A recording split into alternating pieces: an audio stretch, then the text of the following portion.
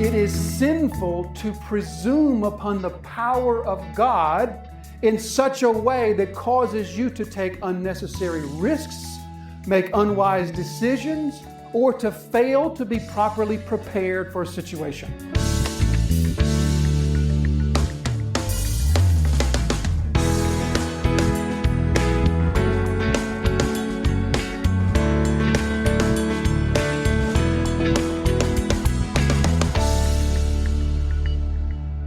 And he says, lest they crush him, verse 10, for he had healed many, so that all who had diseases pressed around him to touch him. So this is now quite a different picture from the great night of healing in Capernaum on the night of Jesus' teaching in the synagogue. Remember that back in chapter 1. This is quite a different picture. Because Jesus is now being thronged by the crowd. Mark, our translation says that they pressed upon him, but literally that word means that they were continually falling upon him. So the image that we have here is of Jesus being at the center of a crowd, and the crowd, you know how crowds can be when they tend to get out of control maybe, and there's people at the back of the crowd that are pressing forward to get in, and the people at the front are now being squished and pressed against where they didn't want to be pressed against. And so this, we know how mob mentality works. And this is a picture that is bordering on something like mob mentality. This is not, you should remove from your mental picture what we are sometimes shown in the Sunday school book coloring pages and different things of this nice little scene where here's Jesus and there's some people around him, he's healing people, and maybe he's sitting on a rock or something like that, and everybody's nice and calm. You should remove that from your thinking, because this is something more akin to a mob. Jesus is being flocked. He's being thronged. In fact, chapter 3, verse 20, we're going to see this again, that the crowds are thronging upon him to such a degree that we're told that he and his disciples cannot even eat. That is an intrusive crowd when you are unable to even pause long enough to eat. That is an incredibly intrusive crowd. We are told again in chapter 5 of the crowd and the size and the forcefulness of the crowd. We read that he went with them and a great crowd followed him and thronged about him. And this is painting for us again this picture of something like when Jesus, in other words, when he calls for the boat for his possible safety, when he calls for that boat, Jesus didn't turn and whisper into one of his disciples' ear. He had to shout, because this is loud, this is chaotic, this is disorganized, this is a throng of humanity. This is a lot of people in close quarters, because a lot of people have heard of his healing and they are thronging about him. They are literally pressing against him, falling upon him in such a way that Jesus will say, I might need a way of escape to get out of here. Because we can all imagine a crowd such as this, what happens if perhaps the crowd pushes you over and you fall. That's a dangerous situation. In a crowd like this, somebody falls or somebody loses their footing. And so Jesus says, for safety reasons, I need to have this boat to stand by. So these people are coming, and we're told that they're coming because he's healed so many people and they've heard of what he's doing. So they're coming for the healing. They're not coming for the teaching. Now, we shouldn't be too sanctified about that. We shouldn't be too holier than thou about that and say, well, they should be coming to hear Jesus' teaching and not just to get healed. Instead, we should hear that with ears of grace and with ears of understanding to know in our hearts to say this, I know exactly how they feel. I mean, if you have a disease, if you have a deformity, if you have an injury, if you have an ailment, and you hear of someone healing everyone who comes to him, for you too, and for me too, that would be the most important thing to you. You too would come to Jesus, and forefront in your mind would be that he would touch you and he would heal you too. And this is where the crowd is. This is what is driving the crowd. This is precisely what Jesus wanted to avoid when he cleansed the leper and said, under no circumstances, tell people about this. Because Jesus knew this would happen. So thousands of people have heard, and they have made sometimes short journeys, sometimes journeys of over 100 miles to come here in order to experience this healing from Jesus. But then we're told that Jesus says these words. Again, Mark is the only one who tells us this from verse 9. He said, to have this boat ready for him because of the crowd, lest they crush him. So I want to take that phrase and I want to kind of pause on that phrase for just a few minutes and turn that phrase over a little bit and sort of explore that, because at face value, what just happened here? Jesus, actually 2 times in the passage, Jesus is concerned for his safety. He removes himself from Capernaum because of a death threat. Now he calls for a boat in case he needs to escape for the crowd to the water. So, I don't know, where's Jesus' faith? Did Jesus just suddenly lose faith in the Father?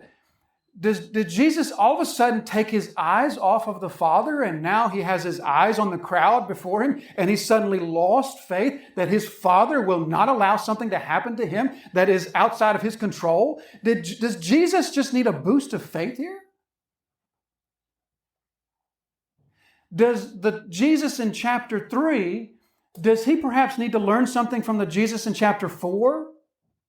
Who speaks to the storm and calms the storm, and he himself says to the disciples, where was your faith? Did you forget I was in the boat? Does the chapter 3 Jesus need to learn from the chapter 4 Jesus? Or perhaps does the chapter 3 Jesus grow into the chapter 4 Jesus? What is up with Jesus and this apparent lack of trust of the Father that he needs to arrange these human, earthly means of safety? Actually, what this shows for us is, in a sense, a real precious nugget of teaching for us. Because what this shows us is that Jesus is the perfect lawkeeper. Jesus is the perfect lawkeeper. We remember back from chapter 1, Jesus goes into the wilderness for his time of temptations. Now, Mark did not narrate to us the specific temptations that came to Jesus. But the other Gospels did. Matthew and Luke did. And so we're familiar with those. We're familiar with the specific temptations that came to Jesus. And do you remember how he answered each of those with Scripture? And do you remember how he answered the temptation with these words, you shall not tempt the Lord your God, or you shall not put the Lord your God to the test? Remember that one? Does anybody remember what temptation Jesus was answering when he quoted that Scripture? It's in your notes, so you can cheat if you want to look down. But does anybody remember what Jesus was answering when he said, you shall not put the Lord your God to the test? He was answering Satan's temptation to say, if you are the Son of God, show us by jumping off the pinnacle of the temple. Because everybody knows that the Father's not going to let you go splat on the ground. He's going to send his angels, and you're not even going to dash your foot on the ground. So show us that you're the Son of God by jumping off the temple, and we'll all see God rescue you. And Jesus answers by saying, shut up. You shall not put the Lord your God to the test. So what Jesus is rebuking Satan for there is the sin of presuming upon God or putting God to the test. So when he says you should not put the Lord your God to the test, he doesn't mean that God's not trustworthy. He doesn't mean that God's not faithful, that God cannot be relied upon to save Jesus should he need saving. What he means is, it is sinful to presume upon the power of God in such a way that causes you to take unnecessary risks, make unwise decisions, or to fail to be properly prepared for a situation. Jesus says it's sinful to neglect those things or to say, you know what, God's got my back. I'm going to do this anyway. I'm going to jump off the temple anyway. God's got my back. He's not going to let me hit the ground. Jesus says that is putting the Lord your God to the test by presuming upon his providence. And Jesus says that's a sin. And this is precisely what Jesus would have been doing in the face of this threat against his life in Capernaum, should he have said, you know what, I'm immortal, I'm invincible until it's time for me to die on the cross. You ever hear Christians talk like that? We are invincible until it's God's time for us to die. Which there's truth in that. But had Jesus said, no, that I hear it, and his disciples maybe came to him and said, Jesus, there's this credible threat against your life. And Jesus says, nah, just sort of blew it off. What he's saying is that would have presumed upon the power of God in such a way that was unnecessary. The same thing here with the crowd. This crowd, which is creating sort of this dangerous situation, Jesus, instead of presuming, the Father's going to protect me, this crowd's not going to hurt me, because I'm here to die on a cross on a certain day, and it's not that day. Today's not that day. Instead of saying that, Jesus says, no. The wise, responsible thing for me to do is to not presume upon the Father, but instead to take the steps that are wise and necessary in case I need to follow them. Okay, so Jesus himself was the perfect truster in the Father. Nobody has ever trusted the Father like Jesus trusted his Father. 1 Peter chapter 2 and verse 23, when he was reviled, he didn't revile in return. When he suffered, he didn't threaten, but instead he continued entrusting himself to him who judges justly. He perfectly trusted in the providence of his Father. He perfectly trusted in the timing of his Father. He perfectly trusted in the sovereignty of his Father. But he did not allow that to be occasion for him to sin against his Father by presuming upon his Father's interaction into his whatever situation he may face. So we see this in Jesus' example here, and we remember that, of course, Jesus is our example in all ways.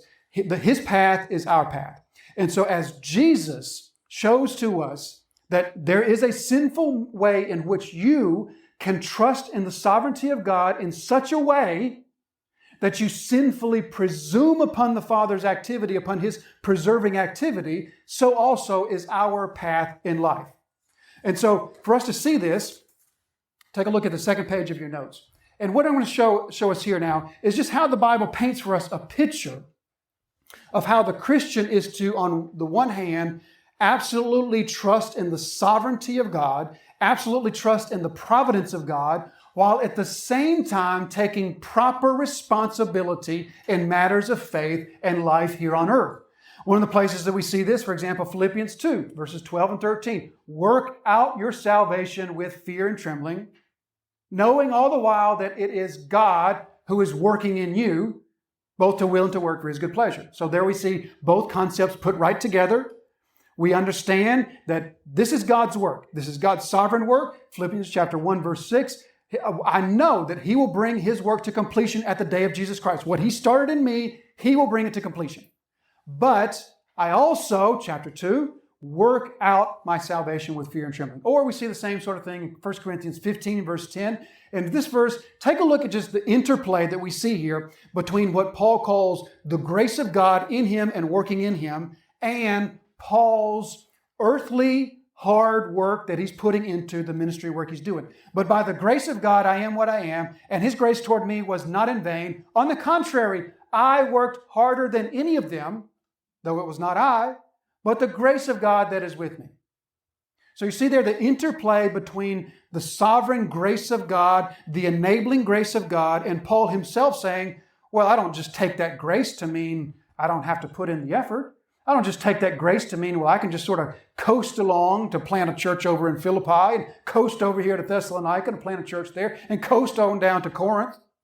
Instead, I work harder than anybody, knowing the whole time it's not me, but it's the enabling grace of God. You see the interplay there. It's a beautiful interplay. Or we see it in places like Matthew 10, verse 16. We're told to be as wise as serpent or innocent as doves. One of the places that this is very clear is Luke chapter 14. Luke chapter 14, we see those two examples in which we're told about the wisdom of assessing a task before beginning it.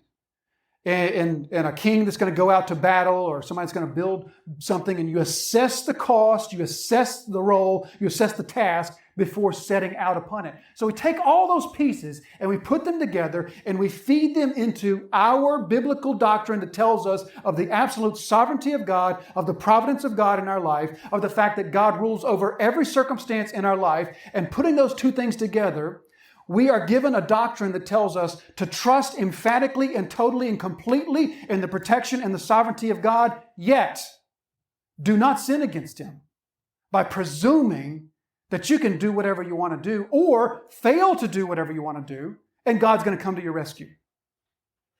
So now let's flesh this out with some examples, just to sort of bring this down to real life. And there's so many examples that we can think of. And as I'm going through a few of these, you be thinking about your life.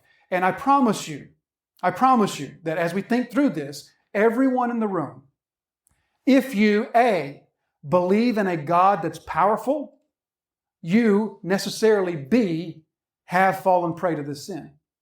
The sin of presuming that a powerful God will have your back and you don't necessarily have to dot all the I's, cross all the T's, do the hard work, do the preparing, whatever it may be, okay?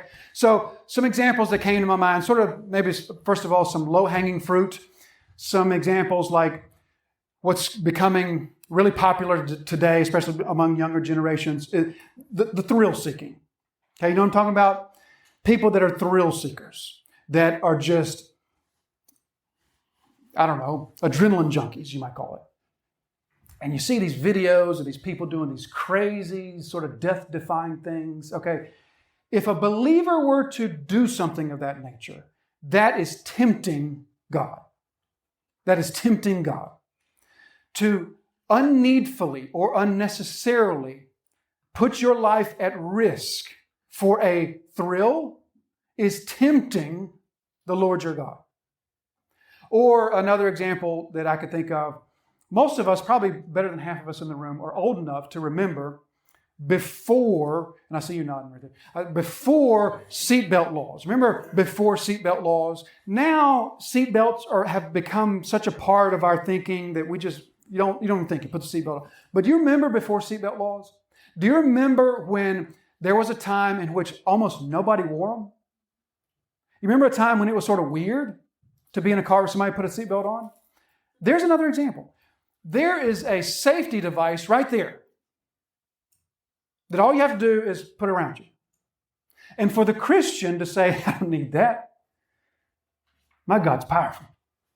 My God's not going to let me die in a car wreck unless it's my time to go. I'm not going until it's my time to go. You are sinning against the Lord your God by putting Him to the test unnecessarily.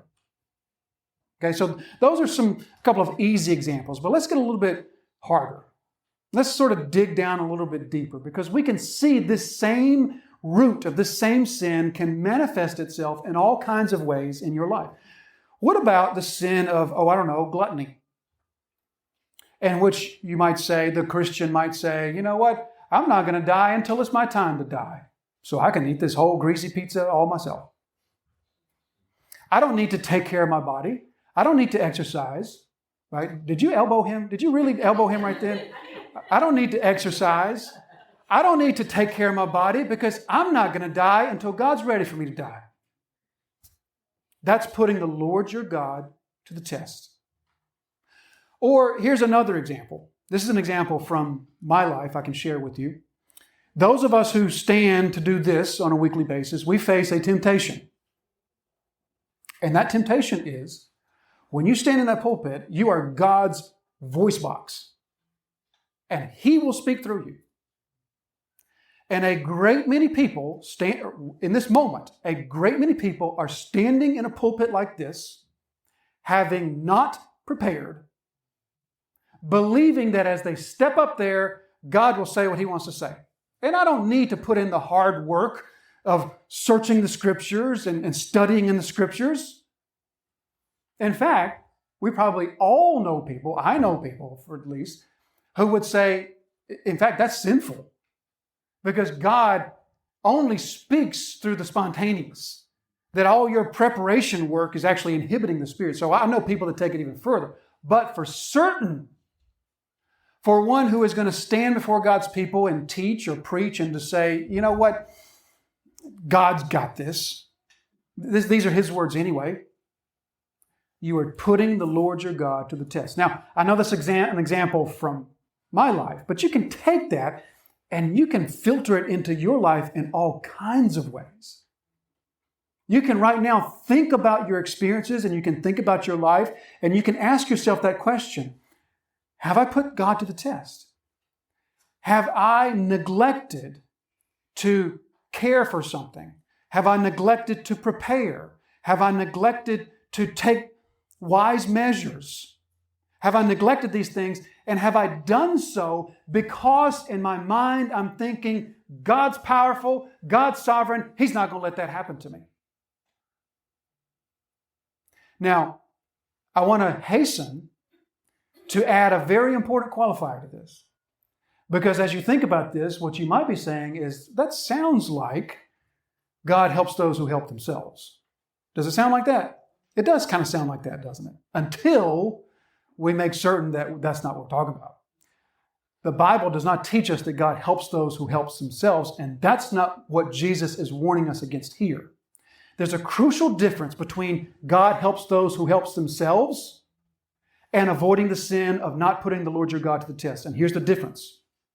If your doctrine tells you that God helps those who help themselves, you are in the driver's seat. That's the crucial difference. You are in the driver's seat. And if you believe that God helps those who help themselves, then what that means is you just apply yourself to something and God's going to come in there and just give you what you need to do it. God will just come in there and fill up the gap. That's radically different than saying, my God is sovereign. My God has every moment of my life in His hands. I will not die until He's ready for me to die. Nothing will happen to me unless He wants it to happen. Yet, in faithfulness, I will not put Him to the test unnecessarily. That's a radically different thing than saying, oh, God helps those who help themselves, so I'll do this and expect God to kind of come along and be my helper, so to speak. All right? So we all get that. Jesus is avoiding the sin. Of course, He's the sinless one. He's avoiding the sin of putting the Lord His God to the test by unnecessarily subjecting Himself to danger from the crowd or danger in Capernaum, and He's taking wise measures against that.